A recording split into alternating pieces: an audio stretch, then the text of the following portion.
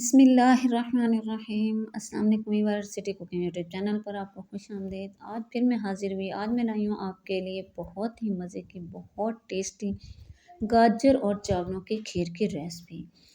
तो ये देखिए, मैं आपको दिखाऊंगी कि माशाल्लाह माशाल्लाह ये कितने मज़े की ये बन के तैयार होती है और इसकी कितनी अच्छी लुक आई है और ये कितनी टेस्टी बनती है।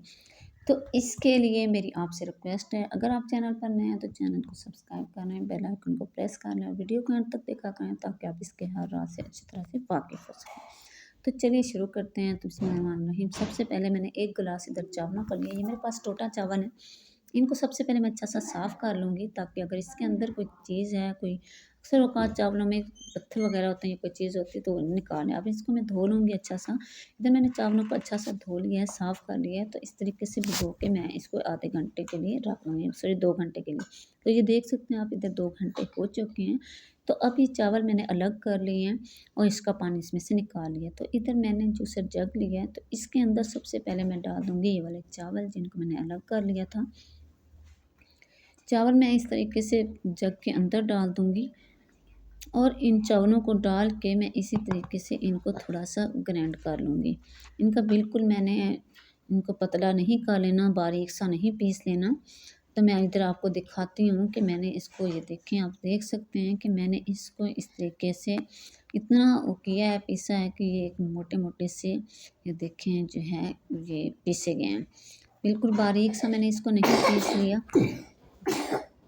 तो अब जो है इस तरीके से हम इसको ज़रा पीस लेंगे। इसके साथ जो है हमारी खीर की बहुत अच्छी लुक आएगी और इसका टेस्ट भी बहुत अच्छा हो जाएगा। और इधर एक बात याद रखिए कि कच्चे चावलों को बगैर भिगोए के हमने इस तरीके से ग्राइंड नहीं कर लेना, उनका इतना टेस्ट और मज़ा नहीं आता। तो अब चलते हैं कढ़ाई की तरफ। इधर मैंने कढ़ाई ली है, तो कढ़ाई के अंदर मैं सबसे पहले डाल दूँगी, ये है मेरे पास 3 किलो दूध।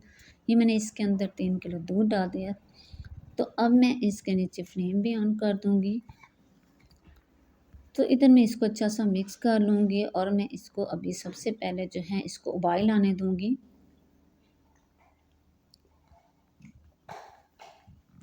ये आप देख सकते हैं कि दूध के अंदर उबाल आना शुरू हो गया है। तो अब मैं इसमें डाल दूँगी ये वो चावल हैं जिनको मैंने ग्राइंड कर लिया था।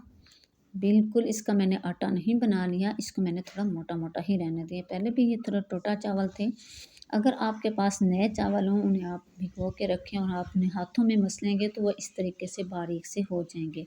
लेकिन ये मेरे पास टोटा चावल थे और मैंने उनको भिगो के रखा और फिर मैंने उन्हें ग्राइंड कर लिया। तो अब इसके अंदर डाल दिया और इसके अंदर मैं चम्मच मिला के साथ इसको अच्छा सा मिला लूँगी। इसको मैं तकरीबन 15-20 मिनट इस तरीके से पकाऊंगी। उसके बाद फिर मैं इसके अंदर डाल दूँगी, ये है मेरे पास कश की हुई गाजरें।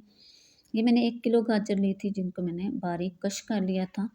तो वो अब मैंने इसके अंदर डाल दिया और चम्मच के साथ मैं इनको अच्छा सा इसके अंदर मिक्स कर लूँगी। और अब इसके नीचे मैं फ्लेम भी मीडियम कर दूँगी और मीडियम फ्लेम पे ही अब हमने इसको पकाना है। तो इसमें के अंदर अब मैं डाल दूँगी, ये है मेरे पास 4 से 5 सब्ज़ इलायचियाँ जिसको मैंने थोड़ा सा कूट लिया है, वो इसके अंदर डाल दी हैं। इसके साथ इसके अंदर से बहुत अच्छा टेस्ट आएगा और इसके अंदर से बहुत अच्छी खुशबू आएगी।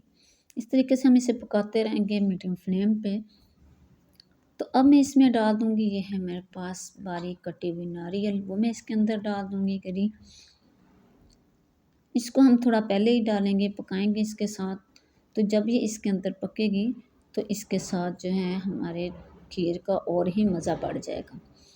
तो हम इसको इसी तरीके से मीडियम फ्लेम पे पकाते रहेंगे और इसके अंदर हम चम्मच भी हिलाते रहेंगे ताकि हमारी खीर जो है वो नीचे ना लग जाए। तो अब मैं इसके अंदर डाल दूँगी, ये है मेरे पास चीनी, 1 प्याली चीनी की मैंने इसके अंदर डाल दी है।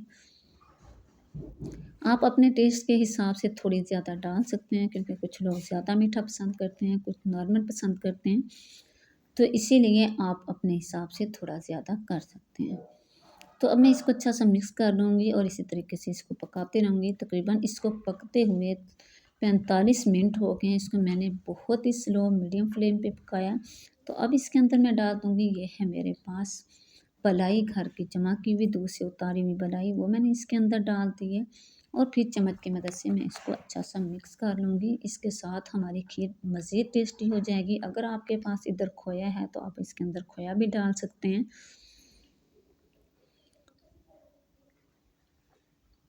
और चम्मच की मदद से इसको हमने अच्छा सा मिक्स कर लेना है और चम्मच हमने इसमें बराबर हिलाते रहना है ताकि हमारी खीर जो है नीचे तह में ना लग जाए।